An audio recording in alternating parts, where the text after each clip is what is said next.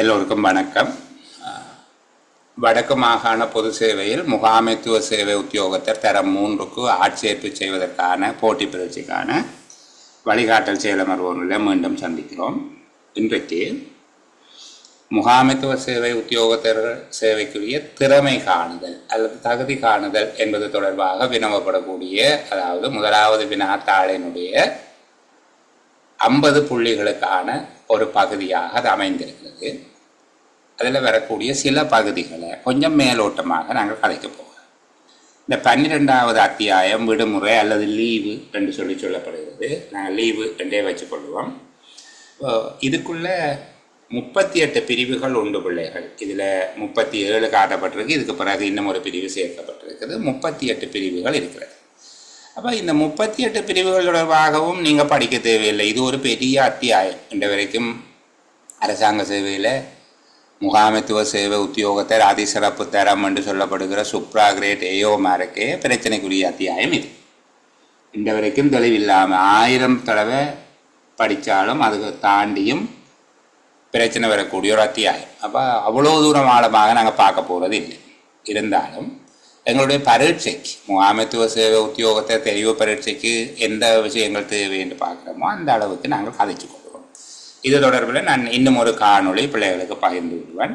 அதுவும் ஒரு ஜூனியர் கிரேடாக்களுக்கு சமுர்த்தி அபிவிருத்தி உத்தியோகத்தர்களுக்கு கற்பிக்கப்பட்ட ஒரு காணொளி. அந்த காணொலியை நான் உங்களுக்கு தருவேன். அந்த 2ஐயும் நீங்கள் பார்த்து கொண்டால் லீவு தொடர்பில் வரக்கூடிய கேள்விகளுக்கு விடை எழுதக்கூடியதாக இருக்கும்.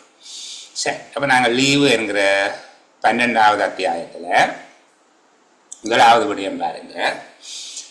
லீவு அனுமதிப்பது தொடர்பான பொதுவான நிபந்தனைகள். லீவினை அனுமதிப்பது தொடர்பான பொதுவான நிபந்தனைகள். சரிதானே? அப்போது லீவு அனுமதிக்கிற போது அதற்குள்ள 2 நிபந்தனைகள் இருக்கிறது.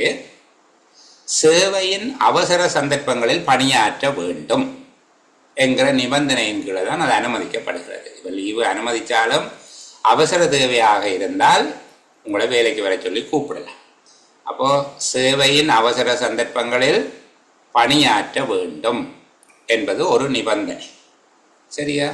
2வது விடயம், அனுமதிக்கப்பட்ட லீவினுடைய காலப்பகுதியில் அதை குறைப்பதற்கோ ரத்து செய்வதற்கோ லீவை அனுமதிக்கும் அதிகாரிக்கு அதிகாரம் உண்டு. அப்போ ஒரு விடுமுறை கொண்ட பெற்றுக்கொள்வது என்பது அதுக்குள்ள 2 நிபந்தனைகள் இருக்குது. ஒன்று, சேவையின் அவசர தேவை கருதி அந்த விடுமுறை மறுக்கப்படலாம். அதாவது சேவையின் அவசர சந்தர்ப்பங்களில் அல்லது அவசர தேவை ஒன்று ஏற்படுகிற வேளைகளில் அவர் பணியாற்ற வேண்டும். 2வது, அனுமதிக்கப்பட்ட லீவு காலப்பகுதியை குறைக்கலாம் அல்லது முழுமையாகவே இல்லாமல் செய்யலாம். இந்த 2 நிபந்தனைகள் இருக்குது. இது ஒரு பொதுவானது. அதுக்காக சுவையின விடுமுறை, விபத்து விடுமுறை, பிரசவ விடுமுறையில் இருக்கிற ஆளுக்கு இப்படியானது பொருந்தாது. இப்போ நாங்கள் இது பொதுவான விடயம் சும்மா அறிஞ்சு கொள்வோம். உங்கள்கிட்ட கேள்வி கேட்கக்கூடியது பாருங்க, இந்த 1, 2 பகுதி கேள்வி கேட்கப்படலாம். 1, 2 என்று சொல்லப்படுகிற பகுதியில் உங்கள்கிட்ட கேள்வி இருக்குது. கேள்வியை கேட்கலாம். எப்படி? லீவுக்கு விண்ணப்பிக்கின்ற படிவம் தொடர்பாக, உள்நாட்டில் செலவிடப்படுகின்ற விடுமுறைகளுக்கு, நாட்டிற்கு உள்ளே பெறுகின்ற விடுமுறைகளுக்கு பொது 125 படிவம். நீங்கள் அதை 125 ஆனாண்டு எழுதினா நல்லமா? பொது 125 ஆனா என்கிற படிவத்தில் உள்நாட்டு விடுமுறை நீங்கள் ஒரு சின்ன ஃபார்ம் ஒன்று நிரப்பி கொடுப்பீங்க. அதுதான் பொது 125. நாட்டுக்கு வெளியே செலவிடப்படுகின்ற விடுமுறைகளுக்கு பொது 126. இது உங்களுக்கு அதில் வருகிற 20 கேள்விகள், சின்ன சின்ன கேள்வி வாரது. அந்த கேள்விகளில் இது கேட்கலாம். இந்த படிவ இலக்கம் நீங்கள் ஞாபகம் வச்சிருக்கணும். படிவம் பொது 125, பொது 126. உள்நாட்டு லீவுக்கு பொது 125, வெளிநாட்டு லீவுக்கு பொது 126. சாதாரணமாக உள்நாட்டில் பெறப்படும் விடுமுறைக்கு விண்ணப்பிக்கின்ற காலப்பகுதி, லீவு ஆரம்பிக்கும் திகதிக்கு ஆக குறைந்தது 7 நாட்களுக்கு முன்னர். லீவு ஆரம்பிக்கும் திகதிக்கு ஆக குறைந்தது 7 நாட்களுக்கு முன்னராவது விடுமுறையை அனுமதிக்கும் அதிகாரியின் அலுவலகத்துக்கு கிடைக்க செய்ய வேண்டும். உள்நாட்டு விடுமுறை. உள்நாட்டு விடுமுறை பெறுவதற்கு சாதாரணமாக திடீர் சந்தர்ப்பங்கள் அது வேற, பொதுவாக விசேட சந்தர்ப்பங்களை விடுங்க, பொதுவாக லீவு ஆரம்பிக்கும் திகதிக்கு 7 நாட்களுக்கு முன்னர் லீவை அனுமதிக்கும் அதிகாரியின் அலுவலகத்துக்கு விடுமுறை விண்ணப்பம் கிடைக்க வேண்டும். நாட்டுக்கு வெளியில செலவிடப்படுகிற லீவுகளுக்கு, வெளிநாட்டு லீவுகளுக்கு லீவு ஆரம்பிக்கும் திகதிக்கு 3 மாதங்களுக்கு குறையாத காலத்துக்கு முன்னர் அல்லது 3 மாதங்களுக்கு முன்னர் விடுமுறை விண்ணப்பத்தை சமர்ப்பிக்க வேண்டும். நான் எல்லாத்துக்கும் சொல்லுகிறேன், இது பொதுவான சந்தர்ப்பத்தில், விசேட சந்தர்ப்பங்களுக்கு மாறுபடும். சரிதானே? அப்போ படிவம் 125 அது கொடுக்க வேண்டியது 7 நாளுக்கு முன். படிவம் 126 அது கொடுக்க வேண்டியது 3 மாதத்துக்கு முன்னர் அதை கொடுக்க வேணும். சரியா? லீவு பதியப்படுகிற பதிவு புத்தகம், லீவு ரிஜிஸ்டர், அதுகின்ற நம்பர் என்ன என்று கேட்டால் பொது 190. அனுமதிக்கப்பட்ட விடுமுறைகள் பதிந்து பேணப்படுகிற படிவம் எது என்று தான் கேட்பார்கள். பதிவேடு என்று கேட்க மாட்டார்கள், படிவம். அப்போ லீவுகள் தொடர்பான பதிவு புத்தகம், விடுமுறை பதிவேடு எப்படின்னு கேட்கிறான். லீவு தொடர்பான பதிவு புத்தகம், விடுமுறை பதிவேடு, பொது 180, 190, பொது 190. சரிதானே? அப்போ விடுமுறை தொடர்பான பதிவு புத்தகம் ஒன்றினை பொது 190. சரி, அடுத்தது, ஒரு உத்தியோகத்தர் இடமாற்றம் பெற்று செல்லும் போது விடுமுறை தொடர்பாக அனுப்பி வைக்க வேண்டிய விடயங்கள் என்ன? ஒரு உத்தியோகத்தர் இடமாற்றம் பெற்று வேறு ஒரு அலுவலகத்துக்கு போகிறார். அப்போ அவருடைய விடுமுறை தொடர்பாக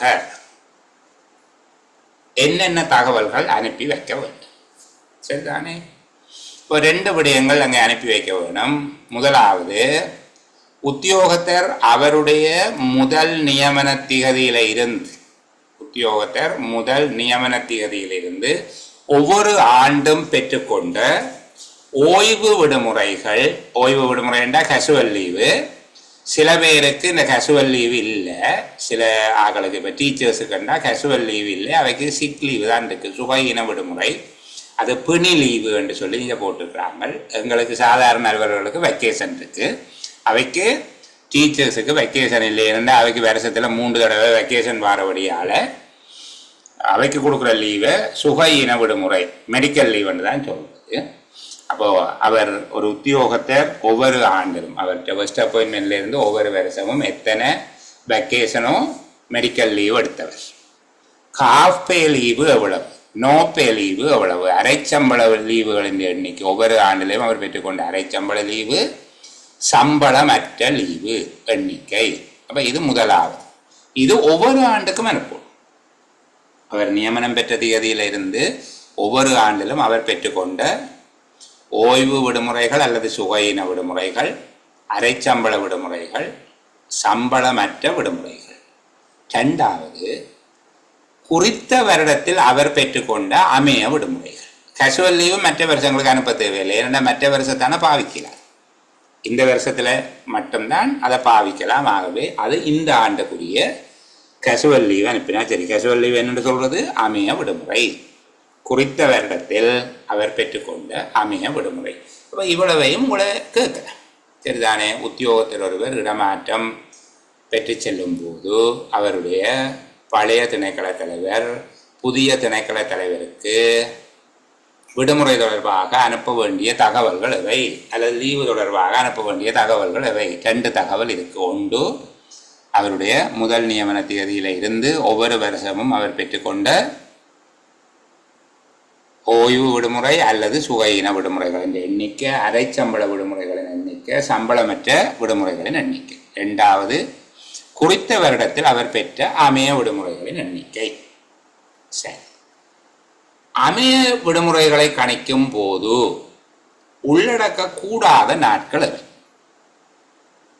சரிதானே? அமைய விடுமுறைகள் ஒன்றை கணிக்கும் போது கேஷுவல் லீவை கணிக்கல, சனி ஞாயிறு பொது விடுமுறை நாட்களை கவனத்தில் கொள்ளக்கூடாது. சனிக்கிழமையும் பணியாற்ற வேண்டிய உத்தியோகத்தர் ஒருவராக இருந்தால் சனிக்கிழமை விடுமுறை பெற்றால் அதை அரை நாள் விடுமுறையாக கருத வேணும். அமைய விடுமுறையை பெறும்போது எவ்வாறு கணிக்க வேணும்? சனி ஞாயிறு பொது விடுமுறை தினங்களை கருத்தில் கொள்ளக்கூடாது.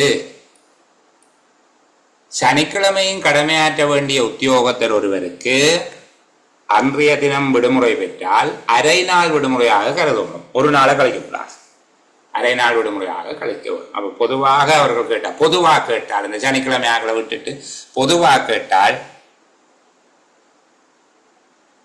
அமைய விடுமுறை ஓய்வு விடுமுறை ஆகியவற்றை கணிக்கும் போது உள்ளடக்கக்கூடாதது சனி ஞாயிறு பொது விடுமுறை தினங்களை உள்ளடக்கக்கூடாது. அமைய விடுமுறைகளை கணிக்கும் போது நாட்டுக்கு வெளியில ஒரு வெக்கேஷன் லீவு எடுத்தான், நாட்டுக்கு வெளியில வெக்கேஷன் லீவு எடுத்தால் ஓய்வு விடுமுறை நாட்டுக்கு வெளியே எடுக்கிறார், அல்லது காஃபே நோப்பே எடுக்கிறார், சம்பளமற்ற விடுமுறை அரை சம்பள விடுமுறைகள் எடுக்கிறார், அப்போது சனி ஞாயிறு அரசாங்க விடுமுறை தினம் என்பவற்றை விடுமுறை நாட்களாக கணிக்க வேணும். சரியா? அப்ப சாதாரணமாக ஒரு அமைய விடுமுறை அல்லது ஓய்வு விடுமுறை ஒன்று உள்நாட்டில் பெறப்பட்டால், அமைய விடுமுறை உள்நாட்டில் தான் பெற்றுக்கொள்ளலாம், வெளிநாட்டுக்கு எடுக்காது. அமைய விடுமுறை என்றது கேசுவல். அப்ப அமைய விடுமுறை உள்நாட்டு ஓய்வு விடுமுறை என்பவற்றுக்கு சனி ஞாயிறு பொது விடுமுறை தினங்களை கருத்தில் கொள்ளக்கூடாது, அதை கணிப்பீட்டில் சேர்க்கக்கூடாது. வாரத்தில் 5.5 நாட்கள் சேவையாற்ற வேண்டும் என நியமிக்கப்பட்ட உத்தியோகத்தர்கள் சனிக்கிழமை விடுமுறை வரும்போது அந்த நாளுக்கு விடுமுறையிலிருந்து அரை நாளை மாத்திரம் கழித்துக் கொள்ள வேண்டும். 2வது விஷயம், நாட்டுக்கு வெளியே கழிக்கும் ஓய்வு விடுமுறை அல்லது அரை சம்பள விடுமுறைகள், அது உள்ளுக்க இருந்தானே வெளியிலேயே இருந்தா என்ன, சம்பளமற்ற விடுமுறைகள் எப்படி கணிக்க வேணும்? சனி ஞாயிறு பொது விடுமுறை தினங்களையும் விடுமுறை எண்ணிக்கையில சேர்க்க வேணும். சரி,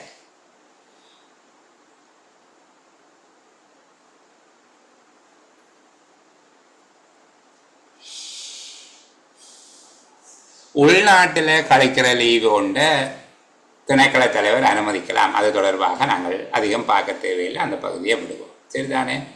அவசர சந்தர்ப்பங்களில் ஒரு உத்தியோகத்தர் கடமைக்கு சமூகம் அளிக்க முடியாமல் இருந்தால், இதில் இந்த 1.5 என்று சொல்லி ஒரு பகுதி இருக்குது, அது இப்போது மாற்றப்பட்டிருக்குது. உத்தியோகத்தர் ஒருவர் தந்தி செய்தி என்று சொல்லப்படுகிறது, அது இப்போது மாற்றப்பட்டிருக்குது. ஒரு உத்தியோகத்தர் மிகவும் அவசரமான சந்தர்ப்பம் ஒன்றில் விடுமுறை பெற வேண்டுமாக இருந்தால் அவர் டெலிமெயில், தொலைபேசி செய்தி அல்லது SMS, மின்னஞ்சல், இமெயில் இப்படி திணைக்கள தலைவருக்கு அறிவிக்க வேணும். திரும்ப கடமைக்கு சமூகம் அளித்த உடனே முறைப்படி விண்ணப்பத்தை சமர்ப்பித்து விடுமுறையை பெற்றுக்கொள்ள வேண்டும் என்று சொல்லி பின்னர் ஒரு சுற்று நிறுவனம் ஒன்று வந்தது. 24/2013 வந்தது. சரிதானே? சரி, அந்த பகுதிகளை நான் ஆக முக்கியமான பகுதிகளை உங்களுக்கு சொல்ல இல்லை, அந்த ஆக முக்கியத்துவம் குறைஞ்சதை சொல்ல விட்டுட்டு போகுதுன்னா. அப்போ இப்போ சொல்லப்பட்ட பகுதியை திருப்பி கழிச்சு கொண்டு வரேன். படிவங்கள் உங்களுக்கு தெரியும், விடுமுறை விண்ணப்பங்களை சமர்ப்பிக்க வேண்டிய காலப்பகுதி ஒன்று உங்களுக்கு தெரியும். அதுபோல் இடமாற்றம் பெற்று செல்லும்போது விடுமுறை தொடர்பாக என்னென்ன விடயங்களை அனுப்ப வேணும் என்று சொல்லி தெரியும். அமைய விடுமுறைகளை கணிக்கும் போது உள்ளடக்கக்கூடாத நாட்கள் எவை என்று தெரியும். நாட்டிற்கு வெளியே ஓய்வு விடுமுறைகளை கணிக்கும் போது அனைத்து நாட்களையும் உள்ளடக்க வேணும் என்று தெரியும் உங்களுக்கு. சனி ஞாயிறு பொது விடுமுறை தினங்களை உள்ளடக்க வேணும். அரை சம்பளம் அல்லது சம்பளமற்ற லீவு வரும்போதும் சனி ஞாயிறு பொது விடுமுறை தினங்களை உள்ளடக்க வேண்டும். வாரத்தில் 6 நாட்கள் அலுவலகம் பெற வேண்டும் அல்லது 5.5 நாட்கள் சேவை செய்ய வேண்டும் என்கிற ஒரு உத்தியோகத்தில் சனிக்கிழமை லீவ் எடுத்தால் அன்றைக்கு அரை நாட்கள் தான் அவருடைய லீவில் பதிய வேணும் என்று சொல்லி தெரியும். சரிதானே? ஒரு நாளில் ஒரு உத்தியோகத்தர் கடமையாற்றியதாக கருத வேணுமாக இருந்தால் அவர் 3.5 மணித்தியாலங்கள் சேவையாற்றி இருக்க வேண்டும்.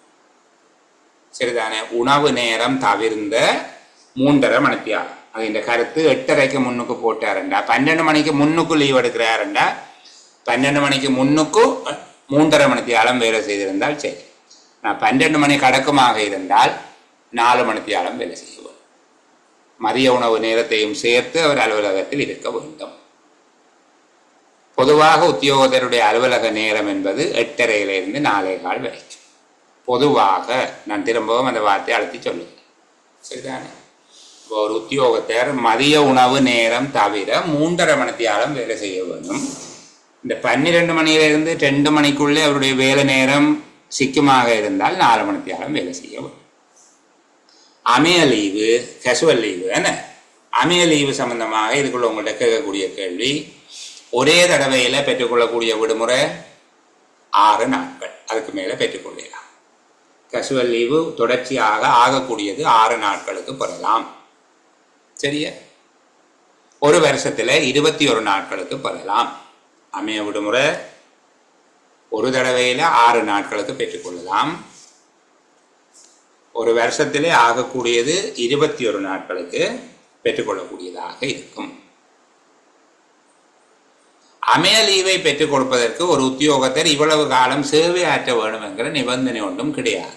வேலைக்கு சேர்ந்து ஓரிரு நாட்களில் கூட அவசியமான சந்தர்ப்பத்தில் அதை எடுக்கலாம். சரியா? சரி, அப்போ நாங்கள் இதை பார்க்க வேணும். அமைய லீவு ஒரு தடவையில் 6 நாள், ஒரு டைமில் 6 நாளைக்கு மேலே போயிடாது. வருஷத்தில் 21 நாட்கள் எடுக்கலாம். சரி, விடுமுறை வரும்போது நோய் காரணமாக ஒருவர் பிணி நோய் என்று சொல்கிறேன், சுகஈன விடுமுறைக்கு மருத்துவ சான்றிதழ் கொடுக்க வேண்டிய படிவம் இது. இதில் 2 படிவங்கள் பிள்ளைகளுக்கு சொல்லித்தாரன். நீங்கள் புதிதாக வேலைக்கு சேர்ந்த, அதாவது அரசாங்க சேவையில் நியமனம் பெற்ற ஒருவர் மருத்துவ அறிக்கை சமர்ப்பிக்க வேண்டிய படிவம். புதுசாக வேலைக்கு சேர்ந்து நீங்கள் மெடிக்கல் எடுக்கணும்னு போவீங்க, அந்த அறிக்கை சமர்ப்பிக்க வேண்டிய மருத்துவ அறிக்கை சமர்ப்பிக்க வேண்டிய படிவம் மருத்துவ படிவம் 169, சுகாதாரம் 169. சரிதானே? பொது 169 அல்ல, சுகாதாரம் 169 அல்லது மருத்துவ படிவம் 169. அரசாங்க உத்தியோகத்தர் சுகையின விடுமுறைக்கு விண்ணப்பிக்கும் போது மருத்துவ அறிக்கை சமர்ப்பிக்க வேண்டியது மருத்துவ படிவம் 170 அல்லது ஆயுர்வேத படிவம் 44. மருத்துவ படிவம் 170 அல்லது ஆயுர்வேத படிவம் 44. இந்த படிவ இலக்கங்கள் ஞாபகம் வச்சிருக்க வேணும். சரிதானே? மருத்துவ படிவம் 170, ஆயுர்வேத படிவம் 44. இதை சமர்ப்பிக்கவும்.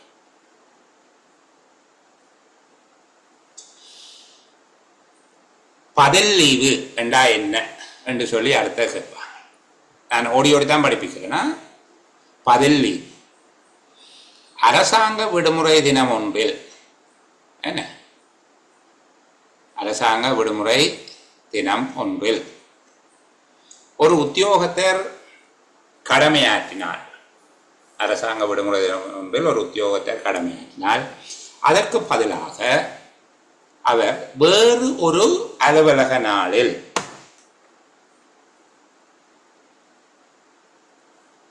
பதில் விடுமுறை ஒன்றினை பெற்றுக் கொடுக்க முடியும். உத்தியோகத்தர் ஒருவர் அரசாங்க விடுமுறை தினம் ஒன்றில் பணியாற்றினால் அவர் அதற்கு பதிலாக அலுவலக தினம் ஒன்றில் விடுமுறை ஒன்றினை பெற்றுக்கொள்ள முடியும். அவ்வாறு பெற்றுக்கொள்வது பதில் லீவு என்று அழைக்கப்படும். இவ்வாறு பெறப்படுகின்ற பதில் லீவு அவருடைய பொதுவான லீவுகளில் இருந்து குறைக்கப்படக்கூடாது. பிறகு அவருக்கு அதை லீவாக பதிகிறேன் என்றால் அது தேவையில்லை, அப்படி எடுக்க தேவை. சரிதானே? அப்போ விடுமுறை தினம் ஒன்றில் பணியாற்றுகிற உத்தியோகத்தர் அதற்கு பதிலாக பெறக்கூடிய சலுகைகள் என்ன என்று சில வேளை கேட்பார்கள். யாராவது ஒரு உத்தியோகத்தர் விடுமுறை தினம் ஒன்றில் பணியாற்றுகிறார், அதற்காக அவர் பெறக்கூடிய சலுகைகள் 3 சலுகை இருக்கு, அல்ல 2 சலுகை இருக்கு. சரிதானே? ஒன்று, அவர் விடுமுறை தின கொடுப்பனவை பெறலாம் அல்லது மேலதிக வேலைக்கான கொடுப்பனவை பெறலாம். கொள்ளுடைய பே எடுக்கலாம் அல்லது ஓட்டி எடுக்கலாம், ஓவர் டைம் எடுக்கலாம்.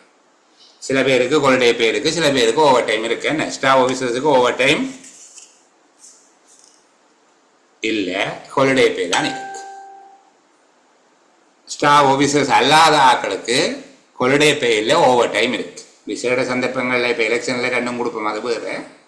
சாதாரண சந்தர்ப்பத்தில் அப்போ ஒரு உத்தியோகத்தை அவர் ஸ்டாஃப் ஆஃபீஸரா நான் ஸ்டாஃப் ஆஃபீஸரா எங்களுக்கு அதை பற்றி இப்போ யோசிக்க வேண்டாம். உத்தியோகத்தில் ஒருவர் விடுமுறை தினத்தில் பணியாற்றினால் அவர் பெறக்கூடிய சலுகைகள் 2 இருக்குது. ஒன்று விடுமுறை தின சம்பளம் அல்லது மேலதிக நேர வேலைக்கான கொடுப்பனவு பெறலாம். 2வது பதில் லீவு பெறலாம். சரியா? விடுமுறை தின கொடுப்பனவு அல்லது மேலதிக நேர வேலைக்கான கொடுப்பனவு பெறலாம். 2வது பணியாற்றிய நாளுக்காக பதில் விடுமுறை பெறலாம். அடுத்தது பதில் விடுமுறை என்றால் என்னென்று கேட்டால், உத்தியோகத்தில் ஒருவர் அரசாங்க விடுமுறை தினத்தில் பணியாற்றும்படி திணைக்கள தலைவரால் பணிக்கப்படும் போது அதற்கு பதிலாக அவர் வேறொரு அலுவலக நாளில் விடுமுறையினை பெற்றுக்கொள்வது பதில் லீவு. சில வேளைகளில் ஒரு நாளின் ஒரு பகுதிக்கு மட்டும் அவர் பணியாற்றி இருந்தால், ஒரு நாளில் 6 மணி நேரம் தான் வேலை செய்திருந்தால் அவருக்கு கொடுக்க வேண்டிய விடுமுறையும் 6 மணி நேரம் தான் கொடுப்பேன். நான் அதை பற்றி எல்லாம் விளக்கமாக சொல்லலை பிள்ளைகளுக்கு. இப்போ 2 விஷயம் சொல்லி தந்திருக்கிறேன். ஒரு உத்தியோகத்தர் விடுமுறை தினத்தில் பணியாற்றினால் அதுக்கு பதிலாக அவர் பெறக்கூடிய சலுகைகள், அதே போல பதில் லீவெண்டா என்ன என்பதுக்குரிய வரைவிலக்கணம் சொல்லி தந்திருக்கு. சரிதானே? ஓய்வு விடுமுறைகள். ஓய்வு விடுமுறை அனுமதிக்கக்கூடிய காலப்பகுதி கேட்பார்கள். ஒரு ஆண்டுக்கு வாரத்தில் 5 நாட்கள் பணியாற்ற வேண்டிய உத்தியோகத்தர்களுக்கு ஆண்டுக்கு 24 நாட்கள். ஆண்டுக்கு 24 நாட்கள். வாரத்தில் 7 நாட்களும் பணியாற்ற வேண்டும் என குறித்துரைக்கப்பட்ட உத்தியோகத்தர்களுக்கு வாரத்தில் 28 நாட்கள். வாரத்தில் 28 நாட்கள்.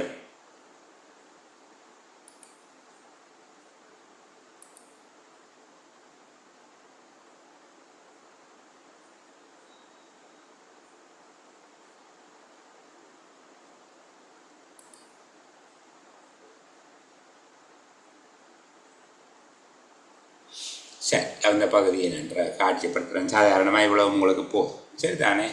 ஒரு உத்தியோகத்திற்கு ஒரு வருடத்தில் 24 நாள், 7 நாளும் வேலை செய்ய வேண்டிய ஆளாக இருந்தால் 28 நாட்கள் கொடுக்கலாம் ஓய்வு விடுமுறை.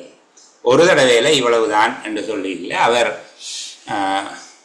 சாதாரண விடுமுறைகள் என்று சொல்லப்பட்டால், ஒரு உத்தியோகத்திற்கான சாதாரண விடுமுறைகள் என்று சொல்லப்பட்டால் இந்த ஆண்டும் இதற்கு முந்தைய ஆண்டிலையும் இருக்கக்கூடியதாக ஆகக்கூடியது 48 நாட்கள்.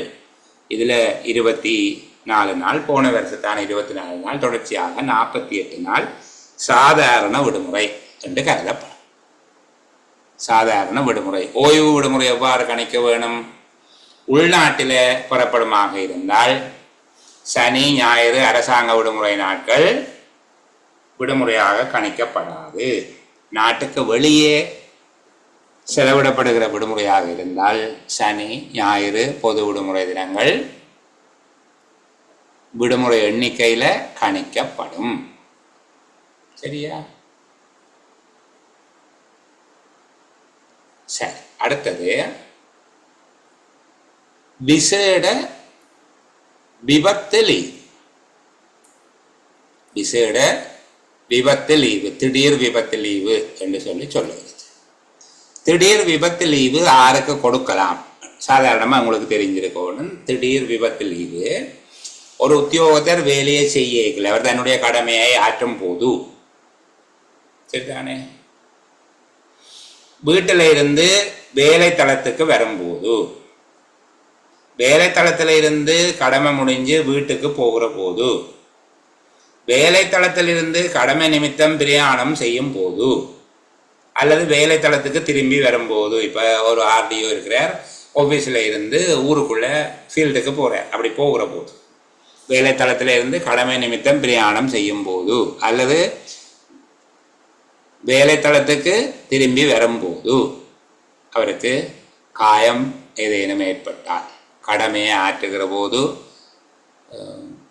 கடமை நேரம் அல்லாவிட்டாலும் அவருடைய கடமைக்குரிய விடயத்தை அவர் செய்யும் போது, இப்போ ஜிஎஸ் இருக்கிறார், இரவு ஒரு விபத்து நடந்துட்டுது என்று சொல்லி அவருக்கு ஊருக்குள்ளே யாரோ தூக்கு போட்டுட்டாங்க, கிணத்துக்குள்ளே குதிச்சுட்டாங்கன்னு சொல்கிறாங்க.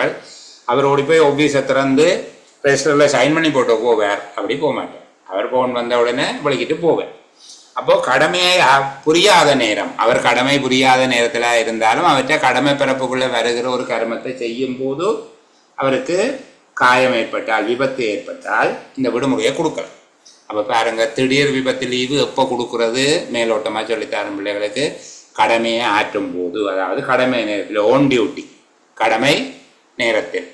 கடமை புரியாவிட்டாலும் அவருடைய கடமை பரப்புக்குள்ள வருகின்ற ஒரு செயலை அவர் செய்யும் போது, வீட்டிலிருந்து வேலைத்தளத்துக்கு கடமை நிமித்தம் செல்லும் போது, அல்லது வேலைத்தளத்திலிருந்து கடமை முடிந்து வீட்டுக்கு வரும்போது, வேலைத்தளத்திலிருந்து கடமை நிமித்தம் பிரயாணம் செய்யும் போது, அல்லது வேலைத்தளத்துக்கு திரும்பி வரும்போது காயம் ஏற்பட்டால் கொடுக்கலாம். இதுக்கு என்ன நிபந்தனை? நாட்டில் இருக்கக்கூடிய எந்த சட்டத்தையோ அல்லது ஒழுங்கு விதியையோ அவர் மீறவில்லை. இரண்டாவது, அவருடைய கவன ஈனம் காரணமாக அந்த விபத்து ஏற்படவில்லை. இப்போ உதாரணத்துக்கு ஒரு இடத்துல ஹெல்மெட் போட்டு கொண்டு போக வேணும் என்று சொல்லப்பட்டிருக்கு. கட்டிட வேலை நடக்குது, சேஃப்டி வெஸ்ட்ன்னு சொல்லியிருக்கு, அங்கே எழுதி இருக்குது. உள்ளுக்கு போகிறதுண்டா அங்கே இருக்கிற அந்த மஞ்சள் ஹெல்மெட் வாங்கி தலையில் கொழுவி கொண்டு தான் போகணுமெண்டு இவர் வெறுந்தலையோடு போகிறார். செங்கல்ல விழுந்து காயம் வந்துடுது. இந்த லீவு கொடுக்கலாதான், சரிதானே? அதே போல் காலுக்கு சப்பாத்து அணிந்து கொண்டு போக வேணும், அந்த நீட்டு கம்பூட்ஸ் இருக்குது தானே, அதை போட்டு கொண்டு போக வேணுமென்று இருக்கிற இடத்துக்கு வெறுங்காலோட போய் அல்ல சாதாரண செருப்போட போய் காயம் வந்தால் கொடுக்க மாட்டாங்களா? அப்போ ரெண்டு விஷயம் பார்ப்பாங்க. அவர் எந்த சட்டத்தை அல்லது ஒழுங்கு விதியை மீறவில்லை. ரெண்டாவது, அவருடைய கவன ஈனம் காரணமாக விபத்து நிகழவில்லை. இந்த அளவுக்கு கடுமையாக அவங்கள்ட்ட கேள்வி கேட்பாங்களா எனக்கு தெரிய இல்லை. ஆனாலும் சில வேளையில் நாங்கள் சொல்லலாத, நான் சின்ன பாம்பண்டாலும் பெரிய தடியால் அடிக்கணும் ரெண்டு கொஞ்சம் விஷயங்களை தெரிஞ்சு கொண்டு போகிறது நல்லது. அப்போ திடீர் விபத்து லீவு எவ்வாறான சந்தர்ப்பத்தில் கொடுக்கலாம்? கடமை ஆற்றும் போது, கடமைக்காக வீட்டிலிருந்து வேலைத்தளத்துக்கு போகிற போது, வேலைத்தளத்திலிருந்து கடமை முடிந்து வீட்டுக்கு வரும்போது, வேலைத்தளத்திலிருந்து கடமைக்காக பயணிக்கும் போது, அல்லது கடமை முடிந்து வேலைத்தளத்துக்கு திரும்பி வரும்போது ஏற்படுகிற விபத்துகளுக்கு அல்லது காயம் ஏற்படுவதற்கு இந்த விடுமுறை கொடுக்கலாம். உத்தியோகத்தர் நாட்டில் உள்ள சட்டம் ஒழுங்கு விதிகளை மீறவில்லை என்பதும், அவருடைய கவன ஈனம் காரணமாக விபத்து நிகழவில்லை என்பதும் ரெண்டு நிபந்தனைகள். சரி, எவ்வளவு லீவு கொடுக்கலாம்? 1 வருடம் வரை சம்பளத்தோடு கூடிய விடுமுறையும் 6 மாதங்கள் வரை அரை சம்பளத்துடன் கூடிய விடுமுறையும் அனுமதிக்கலாம். 1 வருஷத்துக்கு முழு சம்பளத்தோட லீவு, 6 மாதத்துக்கு காஃப் பே லீவு, அரை சம்பளத்தோடு விடுமுறை கொடுக்கலாம். இந்த விடுமுறையை அனுமதிக்க வேண்டியது யார்? திணைக்கள தலைவர் அனுமதிக்க இயலாது, அமைச்சின் செயலாளர். ஒரு மெடிக்கல் போர்டு சர்டிபிகேட் கொடுக்கணும், வைத்திய சபையினுடைய பரிந்துரை கொடுக்கப்பட வேண்டும். ஒரு டாக்டர் கொடுத்து சரி வராது. ஒரு மெடிக்கல் போர்டு வைத்திய குழு மருத்துவ சான்றிதழ் கொடுக்க வேண்டும், சரிதானே? இந்த விடுமுறைக்கு விண்ணப்பிக்க வேண்டியது பொது 5 படிவத்தில். இதுக்கு தனியாக ஒரு படிவம் இருக்கு, பொது 5 என்கிற படிவம். இதெல்லாம் கேப்பினம் 5ஆம் பொது படிவம் என்று போட்டிருக்குது. நீங்கள் பொது 5, சரி.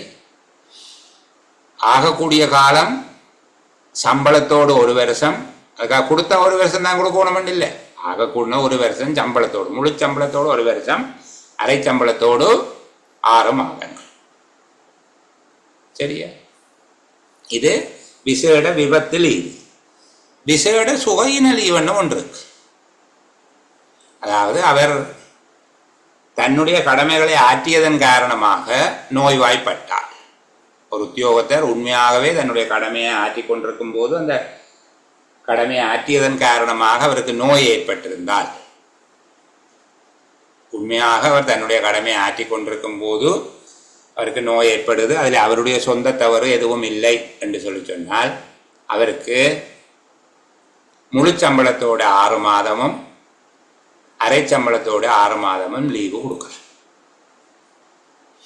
விபத்துக்கு முழு சம்பளத்தோட 1 வருஷம், அரை சம்பளத்தோட 6 மாதம். இதுக்கு முழு சம்பளத்தோடையும் 6 மாதம், அரை சம்பளத்தோடையும் 6 மாதம். சரியா? விசேட சுகையின விடுமுறை, விசேட பிணி லீவு என்று சொல்லப்பட்டிருக்கு. அது விசேட விபத்து லீவு, திடீர் விபத்து லீவு, வேலை செய்கிற போது ஏற்படுற விபத்து, வேலை செய்கிற போது ஏற்படுகிற நோய் என்பவற்றுக்கு கொடுக்கலாம். அடுத்தது கவனிங்க, இந்த காலங்கடந்த லீவ்.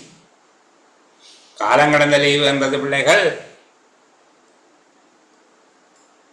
அவர் தன் சேவை காலத்தில் முந்தைய வருடங்களில் பயன்படுத்தாமல் இருக்கிற ஓய்வு விடுமுறையை பெற்றுக்கொள்வது.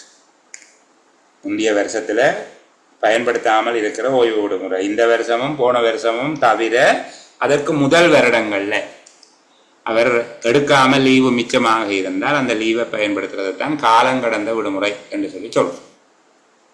சரிதானே? ஒரு உத்தியோகத்தர் தன்னுடைய சாதாரண விடுமுறைகளை பெற்ற பின்னர்,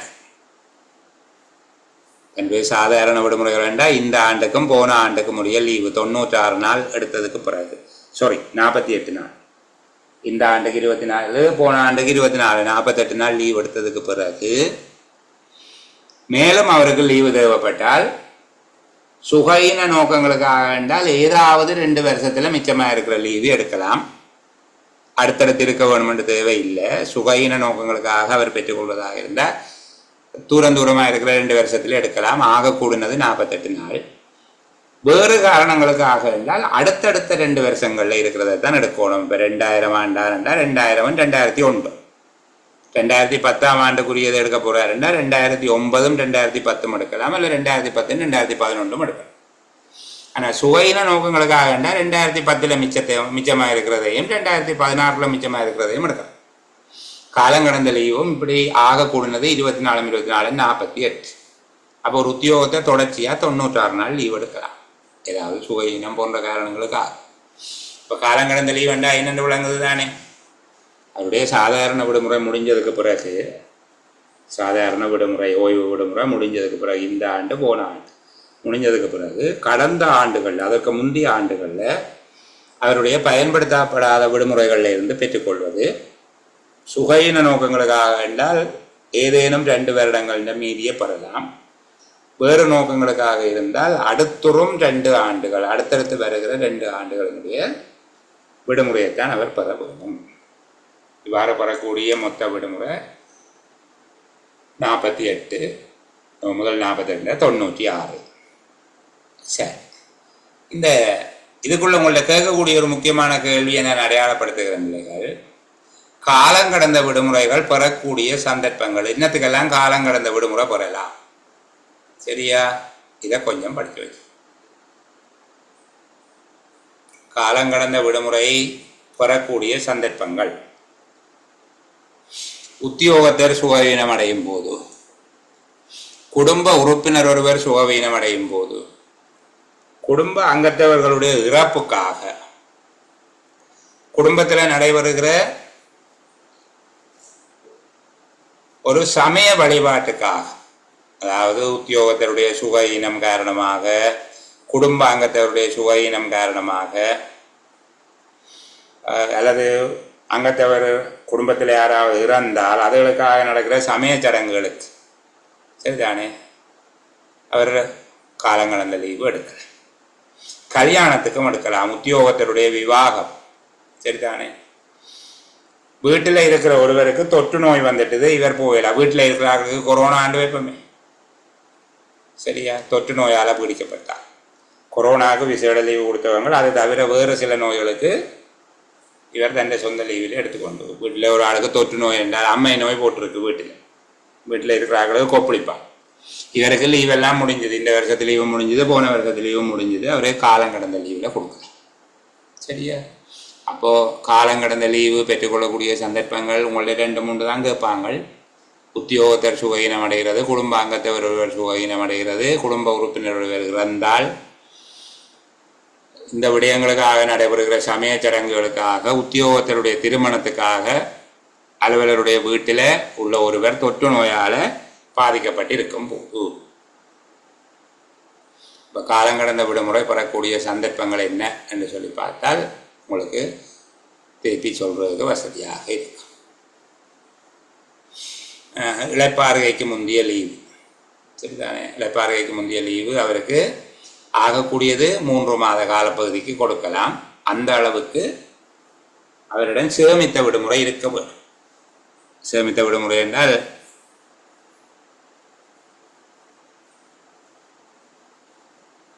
முன்னே ஆண்டுகளில் அவரால் பயன்படுத்தப்படாத விடுமுறைகள் இருந்தால் அவருக்கு கொடுக்கலாம். இளைப்பாறுகைக்கு முந்தைய லீவுன்றது ஓய்வு பெறுவதற்கு தயார்படுத்துகிற லீவு என்று சொல்லுவாங்க. இந்த விடயத்தை ஒருக்கா பார்த்து வைக்கணும் பிள்ளைகள். இந்த விசேட விடுமுறைகள், விசேட விடுமுறைகள் எப்பப்போ எல்லாம் விசேட விடுமுறை கொடுக்கலாம், இதுக்குள்ள கேள்வி எல்லாம் கேட்குறவங்க கவனமாக பார்க்கணும். இந்த 12/1 அது இப்போ மாற்றி ஆச்சு.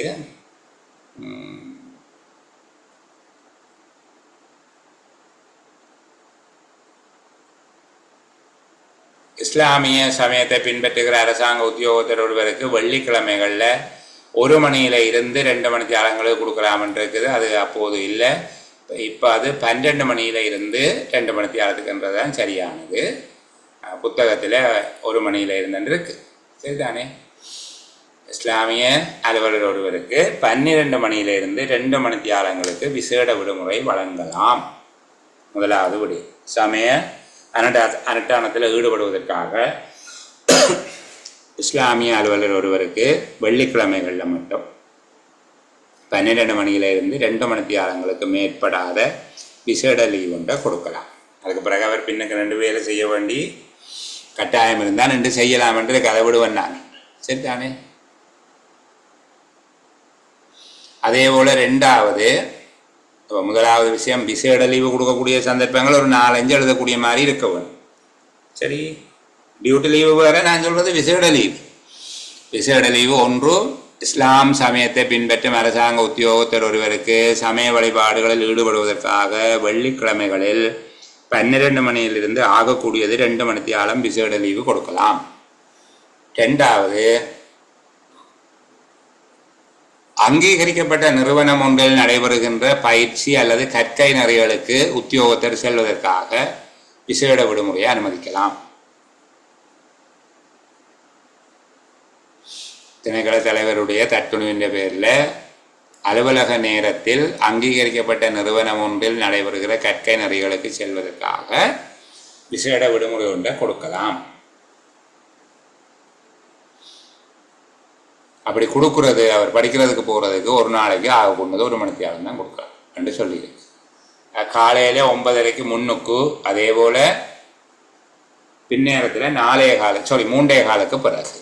அதை அந்த அளவுக்கு வேணால் நாங்கள் சாதாரணமாக அங்கீகரிக்கப்பட்ட நிறுவனம் ஒன்றில் நடைபெறுகிற பயிற்சிக்கு கொடுக்கலாம் என்று சொல்லியிருக்கு. சரியா?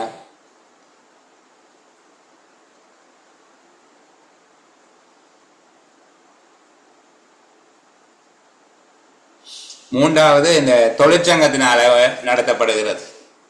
தொழிற்சங்கத்தினால் நடத்தப்படுகிற பயிற்சி வகுப்புக்கு திணைக்கள தலைவருடைய தத்துணிவின் பேரில் கொடுக்கலாம். இப்போ உங்களோட இந்த ப்ரொமோஷன் எக்ஸாமுக்கு ரைவர்ஸ் யூனியன் அப்படியாக உங்களோட யூனியனால் ஒரு வகுப்பு நடத்தப்படுமாக இருந்தால், திணைக்கள தலைவர் அதுக்கு அனுமதி வழங்கப்பட்டிருந்தால் அவர்களுக்கும் இதே மாதிரியாக ஒரு அனுமதியை கொடுக்கலாம். காலையில் 1 மணி தியாலம் அல்லது பின்னேரம் 1 மணி தியாலம் என்று சொல்லி கொடுக்கலாம்.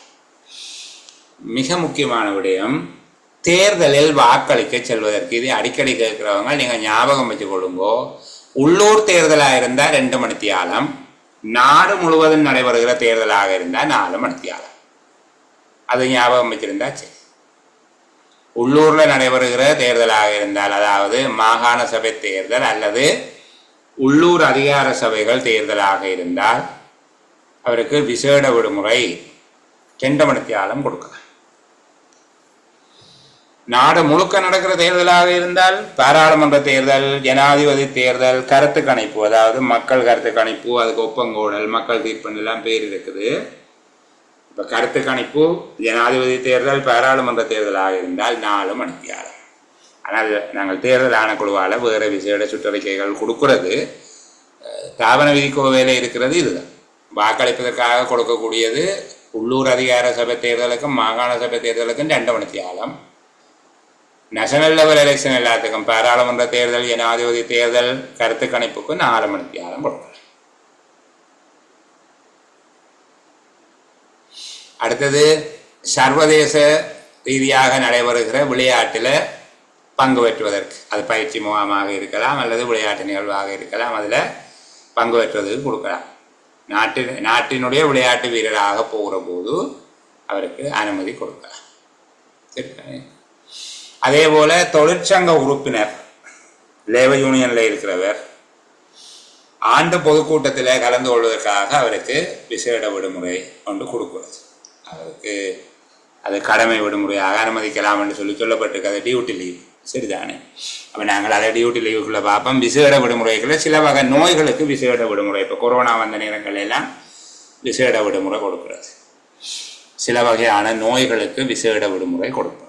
இப்போ இந்த ஸ்பெஷல் லீவு, விசேட விடுமுறை கொடுக்கக்கூடிய சந்தர்ப்பங்கள் என்று கேட்டால் இந்த பகுதியை வச்சு பிள்ளைகள் சொல்லக்கூடியதாக இருக்கவும். சரியா? நான் ஆக எல்லாத்தையும் சொல்லல. தேர்தலில் வாக்களிப்பது போல இன்னொரு முக்கியமான விடயம், இந்த இஸ்லாமிய பெண் அலுவலர்கள் இத்தா அனுஷ்டிப்பது என்று சொல்லி ஒன்றிருக்கு. சரிதானே? இத்தா அனுஷ்டிப்பது, அது எவ்வாறான சந்தர்ப்பங்களில் இத்தா அனுஷ்டிக்கப்படும் என்று கேட்டால், பெண் அலுவலர் ஒருவருடைய கணவர் மரணிக்கும் போது இத்தா அனுபவிக்கப்படும். 2வது, கணவன் விவாகரத்து செய்தால்,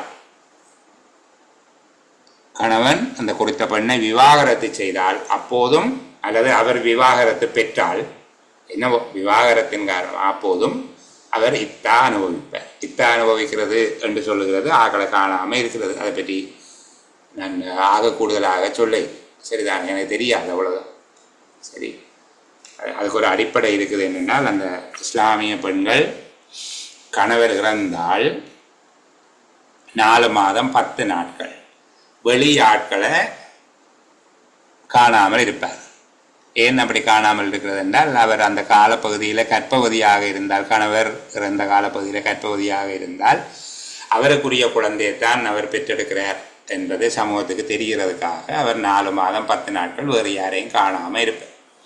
அதே போல கணவன் அவரை விவாகரத்து செய்தாலோ அல்லது அவர் கணவனை விவாகரத்து செய்தாலோ 3 மாதங்கள் அவர் இத்தா அனுஷ்டிப்பார். மற்ற ஆண்களை காணாமல் அவர் வாழ்வார். சரிதானே? இப்போ இது அவர்கள் இத்தா அனுஷ்டிக்கிற காலப்பகுதி. இதற்காக அவர்களுக்கு விசேட விடுமுறை கொடுக்க இயலும். ஆனால் அந்த காலப்பகுதிக்குள்ளே அவர்களுக்கு இருக்கிற எஞ்சியுள்ள லீவு, அதாவது திரண்ட லீவு, காலங்கடந்த லீவு என்பவற்றை அதிலிருந்து சீர் செய்ய வேண்டும் என்று சொல்லப்பட்டிருக்கு. அவர்களுக்கு இருக்கக்கூடிய அந்த ஆண்டில் அவற்றை பயன்படுத்தப்படாமல் இருக்கிற ஏனைய லீவுகளில் இருந்து அதை சீர் செய்யலாம். அந்த அளவுக்கு உங்களுக்கு வேண்டாம், நீங்கள் சாதாரணமாக பார்த்து வச்சுக்கொள்ளுங்கோ. இந்த இஸ்லாமிய பெண்கள் இத்தா அனுஷ்டிப்பதற்காக கணவர் இறந்தால் 4 மாதம் 10 நாட்கள், கணவன் விவாகரத்து செய்தால் அல்லது அவர் விவாகரத்து பெற்றால் 3 மாதங்கள் இத்தா அனுஷ்டிப்பதற்கான விடுமுறை வழங்கலாம். அதே போல் இந்த 12-11 இருக்கிற விஷயம் ஒன்று இருக்குது. அதை நீங்கள் இதில் இருக்கிற மாதிரி தொற்று நோய் தடுப்பு காப்புக்காக அப்படி அல்ல, அது குடும்ப கட்டுப்பாட்டு சத்திர சிகிச்சை. சரிதானே? டியூபெக்டமி, வசக்டமிங்கிறது பெண் ஆண் செய்து கொள்ளுகிற சத்திர சிகிச்சை. குடும்ப கட்டுப்பாட்டு சத்திர சிகிச்சை, பெண் ஒருவர் சர்ஜரி செய்தால் 7 நாட்கள் அவருக்கு விசேட விடுமுறை வழங்கலாம்.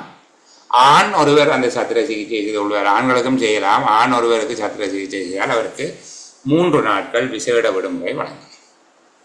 சரிதானே? குடும்ப கட்டுப்பாட்டு சத்திர சிகிச்சை பெண் ஒருவர் செய்து கொண்டால் 7 நாட்கள், ஆண் ஒருவர் சத்திர சிகிச்சை செய்தால் 3 நாட்கள் விசேட விடுமுறை வழங்கலாம். சரி,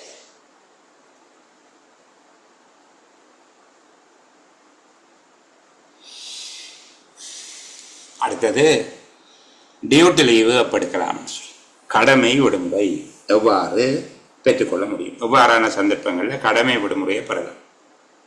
சரிதானே? அப்போ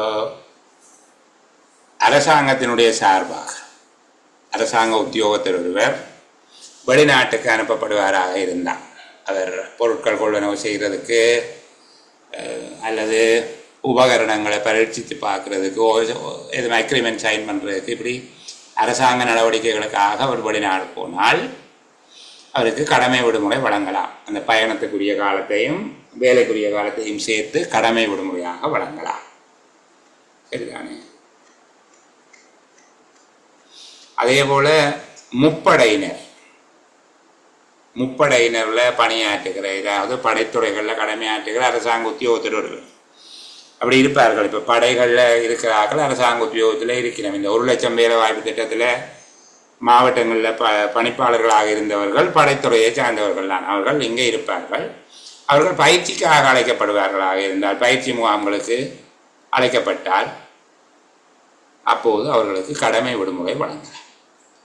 முப்படையினர் அல்லது தொண்டர் படையினரை சார்ந்த அரசாங்க உத்தியோகத்தர் ஒருவர் அவர் இராணுவ பயிற்சிக்காக அல்லது வருடாந்த பயிற்சி முகாம்களில் கலந்து கொள்வதற்காக அழைக்கப்பட்டால் அவருக்கு கடமை விடுமுறை கொடுக்கலாம். அப்போ முதலாவது அரசாங்கத்தினுடைய சார்பாக வெளிநாடுகளில் மாநாடுகளில் பங்கு பெற்றுதல், பொருட்கள் கொள்வனவு செய்வதற்கு, ஒப்பந்தங்கள் செய்வதற்கு போன்ற நோக்கங்களுக்காக வெளிநாடு போனால் பயண காலமும் சேவை காலமும் அந்த வேலைக்குரிய காலமும் சேர்த்து அவருக்கு டியூட்டி லீவு கொடுக்கலாம், கடமை விடுமுறை வழங்கலாம். இரண்டாவது, அரசாங்கத்தில் இருக்கக்கூடிய இராணுவம், கடற்படை, விமானப்படை அல்லது தொண்டர்படை அங்கத்தவரான அரசாங்க உத்தியோகத்தர் ஒருவர் பயிற்சிக்காக அழைக்கப்படும் போது அவருக்கு கடமை விடுமுறை ஒன்று வழங்கலாம். அதே போல போலீஸ் சேவை சார்ந்த உத்தியோகத்தர் ஒருவர் அரசாங்க உத்தியோகத்தராக இருந்து பயிற்சிக்கு அழைக்கப்பட்டால் அப்போதும் அவருக்கு கொடுக்கலாம். ஒழுக்காற்று விசாரணை, டிசிப்ளினரி ஆக்ஷன், ஒழுக்காற்று விசாரணை குற்றஞ்சாட்டப்பட்டவர் சார்பாக ஆஜராகுவதற்கு கொடுப்போம். குற்றஞ்சாட்டப்பட்டவருக்காக வாதிடுவதற்கு போகிற உத்தியோகத்தருக்கு விசேட விடுமுறை கொடுக்கணும். அதே போல விசாரணையாளர்கள், சாட்சியாளர்கள், ஒழுக்காற்று விசாரணையில் விசாரணை உத்தியோகத்தர், சாட்சி சொல்ல போகிறவர், அவர்களுக்கும் கடமை விடுமுறை கொடுக்க வரும். அவருக்கு டியூட்டி லீவு கொடுக்க வரும்.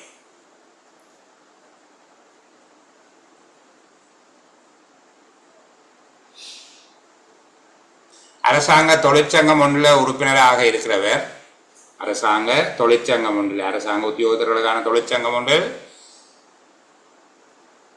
உறுப்பினராக இருக்கிறவர், அந்த தொழிற்சங்கத்தினுடைய ஆண்டு பொதுக்கூட்டத்துக்கு போறதுக்கு ஒரு நாள் கடமை விடுமுறை கொடுக்கலாம். சரிதானே?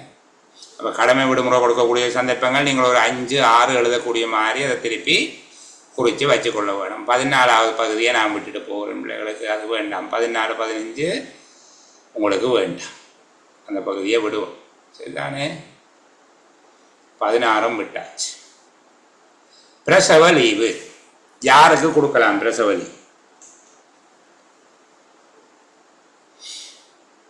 அது பெண் உத்தியோகத்தருக்கு தான் கொடுக்கலாம். ஆண்களுக்கு 3 நாள் கொடுக்கலாம். அப்பாக்குரிய லீவு 3 நாள். பிரசவ லீவுன்றது பெண்களுக்குரியது. யார் யாருக்கெல்லாம் கொடுக்கலாம் வேண்டாம்? நிரந்தர உத்தியோகம், தற்காலிகம், கேசுவல், அமையம், அதே போல ட்ரெயினி, பயிலுனர், பெண் உத்தியோகத்தர்களுக்கு பிரசவ விடுமுறை கொடுக்கலாம். நிரந்தர உத்தியோகத்தர்களுக்கு மட்டும் இல்லை, நிரந்தரம், தற்காலிகம், அமையம், பயிலுனர் ஆகிய இடங்களில் இருக்கக்கூடிய உத்தியோகத்தர்களுக்கு பிரசவ லீவு கொடுக்கலாம். எவ்வளவு நாளைக்கு கொடுக்கலாம்? சம்பளத்துடனான லீவு உயிரோடு பிறந்து உயிர் வாழும் ஒவ்வொரு பிள்ளைக்கும் 84 வேலை நாட்களுக்கு கொடுக்கலாம். குழந்தை இறந்து பிறந்தால் அல்லது பிறந்து இறந்தால் அது வேற, குழந்தை உயிரோடு இருக்குது. சரிதானே? ஒரு பெண் உத்தியோகத்திற்கு ஒவ்வொரு உயிர் பிறப்புக்கும் 84 வேலை நாட்கள் லீவு கொடுக்கலாம். லீவை பெற்றுக்கொள்வதற்கு அவர்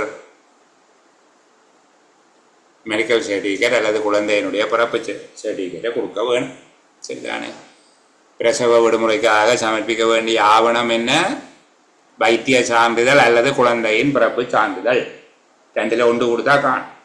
வைத்திய சான்றிதழ் அல்லது குழந்தையின் பிறப்பு சான்றிதழ் கொண்ட கொடுக்க. அவர் விரும்பினாலும் குழந்தை பிறந்து 4 கிழமைக்கு முன்னம் டியூட்டிக்கு வர இயலாது. மேலதிகமாக தெரிஞ்சு வச்சுக்கொள்ளும். சரிதானே?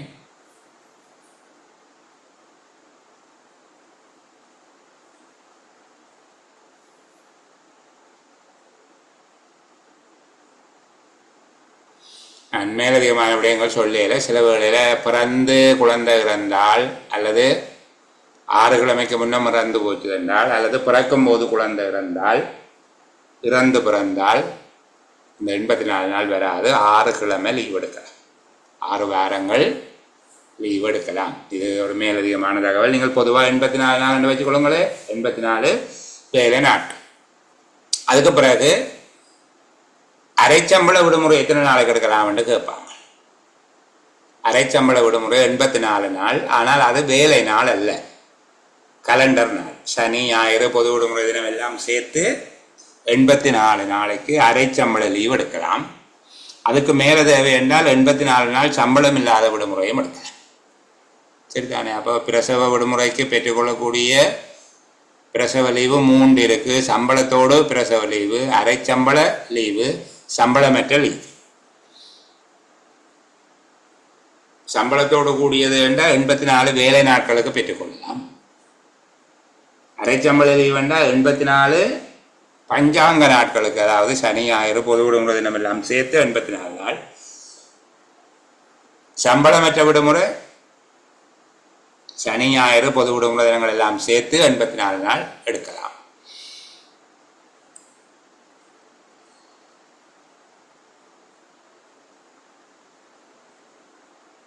பரீட்சைக்கு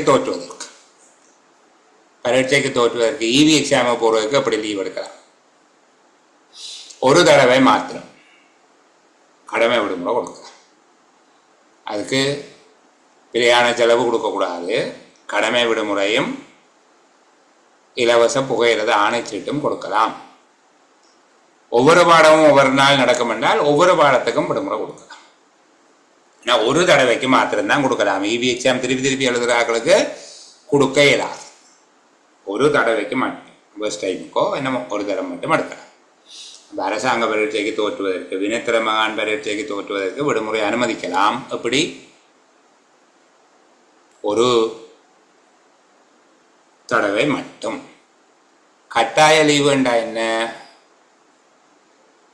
ஒரு உத்தியோகத்தர் தன்னுடைய அரசாங்க கடமைகளை அல்லது அலுவலக கடமைகளை ஆற்றுவது பொது நன்மைக்கு ஒத்து வராது அல்லது மருத்துவ காரணங்களால் பொருத்தமற்றது என்று கருதுகிற போது அவருக்கு கட்டாய விடுமுறை கொடுக்க வேண்டும். இப்போ கொரோனா தொற்றின ஒரு ஆளு கட்டாய விடுமுறை, அவர் வேலைக்கு வர போகணுன்னாலும் எடுக்கலாது நாங்கள். சரிதானே? அப்போ உத்தியோகத்தர் அரசாங்க வேலையை ஆற்றுவது பொது நன்மைக்கு தீங்கு பயக்கலாம் அல்லது மருத்துவ காரணங்களினால அது தீங்கானது என்று சொல்லப்பட்டால் அவரை கட்டாய லீவு கொடுக்கலாம். கட்டாய லீவு கொடுக்கல அவருக்கு இருக்கிற வழமையான லீவை கழித்து போட்டு மிச்சத்துக்கு நோப்பே ஆக்கக்கூடாது, சம்பளத்தோடு தான் லீவு கொடுக்கும். கட்டாய லீவு காலத்துக்கு சம்பளம் கொடுக்க வேணும். அதில் அவருக்கு உரிய லீவுகள் ஏதேனும் இருந்தால் அந்த லீவை கழிக்கலாம். மிகுதி நாட்களுக்கு சம்பளமற்ற விடுமுறை அல்ல, சம்பளத்தோடு தான் கொடுக்க வேணும். அப்போ அரைச்சம்பள லீவு சம்பந்தமாக மற்ற விஷயங்கள் தேவையில்லை பிள்ளைகளுக்கு. அதை விடுவோம்.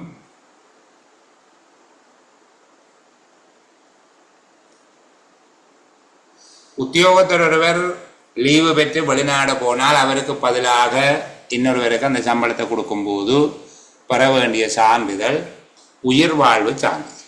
அந்த உத்தியோகத்தர் உயிரோடு இருக்கிறார் என்பதற்கு உயிர் வாழ்வு சான்றிதழ் கொடுக்க வேண்டும். சரிதானே? சரி, இவ்வளவுதான் ஆசிரியர்களுக்கான லீவு. அதெல்லாம் வேணாம் பிள்ளைகளுக்கு. இப்போ லீவை பற்றி ஓரளவுக்கு சொல்லி இருக்குது. நான் லீவு பற்றி நாங்கள் பார்த்த இந்த காணொலியை உங்களுக்கு அனுப்பி வைக்கிறேன், பார்த்துக்கொள்ளுங்க. இதுக்குள்ளே கேள்வி வர்றதுக்கான வாய்ப்பு இருக்குது. நாளைய செயலமர்வு அதற்குரிய இணைப்புகள் என்பவை குழுவில் அதிகாலையில் பதிவிடப்படும். அதை பார்த்து அதற்கு அமைவாக நீங்கள் செயலமர்வில் பங்கு கொள்ளுங்கள்.